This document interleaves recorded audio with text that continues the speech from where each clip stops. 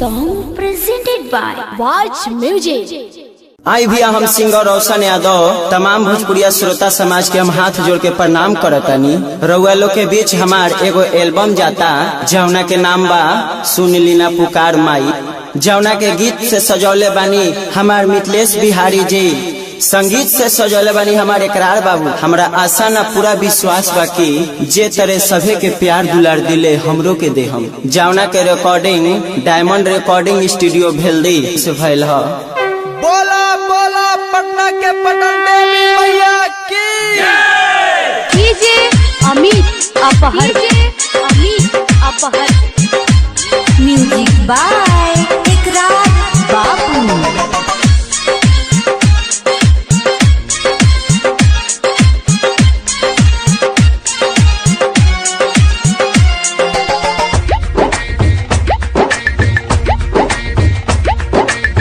बाजी न के माई बाजी न के,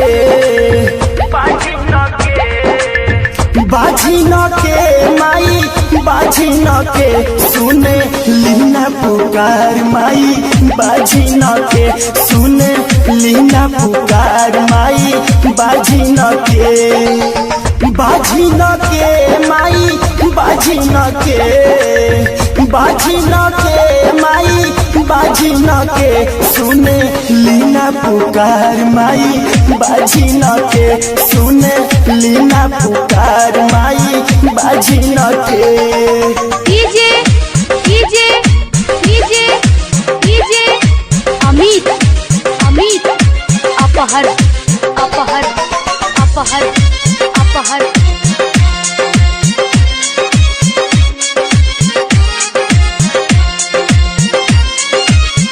मारे लताना लोगवा गहुआ जवार में, पहले बजनिया नदी हमके ससुराल में,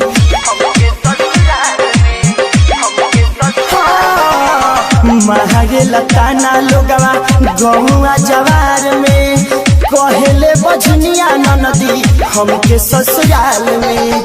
बाजी न के माई बाजी न के, बाजी न के माई बाजी न के, सुने लीना पुकार माई बाजी न के, सुने लीना पुकार माई बाजी न के।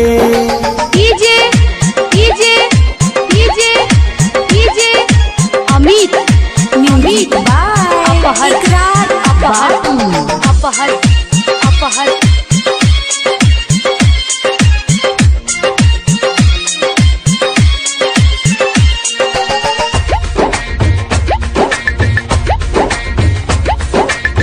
राइटर मिथिलेश राजू देखे नहीं सहेले, रोशन सुबास तब झिनी नाम कहले,